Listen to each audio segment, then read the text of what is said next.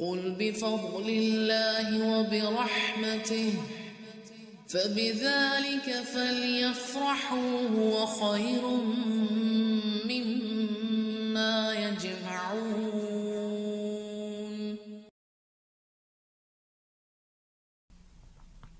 اب سوال ہے، یہ ہے اصل میں پرپز آف لائف۔ افحسبتم انما خلقناکم عبثا۔ دو سوال ہیں، اس پہ غور کیجئے گا۔ اللہ تعالیٰ فرمائے گا تم زندگی میں باعتبار برسوں کی گنتی کے کس قدر رہے؟ وہ کہیں گے ایک دن یا ایک دن سے بھی کم، گنتی گننے والوں سے بھی پوچھ لیجئے۔ اللہ تعالیٰ فرمائے گا فی الواقع تم وہاں بہت ہی کم رہے ہو، یعنی آخرت کے مقابلے میں۔ اے کاش تم اسے پہلے ہی جان لیتے۔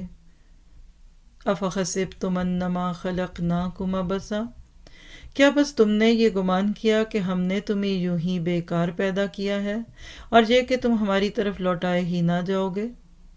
سوال کیجئے۔ اللہ تعالیٰ یہاں موت اور زندگی کے دروازے کے بیچ میں کھڑا کر کے پوچھ رہے ہیں what was your purpose of life? تم نے زندگی کو پارٹی ٹائم سمجھا؟ تم نے ساری زندگی فن اینڈ فرولک کو اپنا مشوار بنایا؟ حیات سوز چیزیں دیکھیں، دکھائیں، پرموٹ کی صرف اس لیے کہ چار پیسے بن جائیں اور لوگوں میں شہرت ہو جائے اور تم مال کما سکو؟ بتاؤ تو صحیح گمان کیا تھا؟ تو دیکھ لو آج تم کس کے سامنے کھڑے ہو۔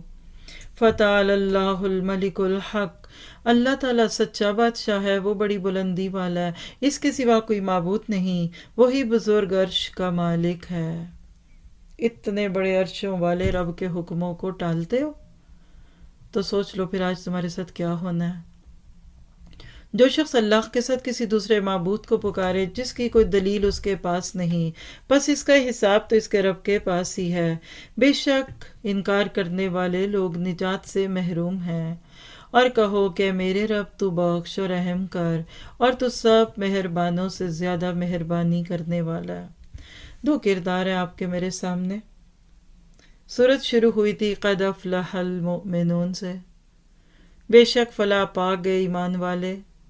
اب دیکھیے سورت کے اینڈ پہ منکر، لا یفلح الکافرون۔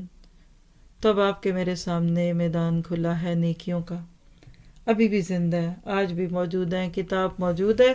تو کیا سیکھا ہم نے اس سورت سے کہ اپنی زندگی میں تبدیلی لانی ہے؟ مجھے ایسے لگ رہا ہے کہ یہ سورت ہماری مائنڈ سیٹنگ کرتی ہے سورت نور کو پڑھنے کے لیے۔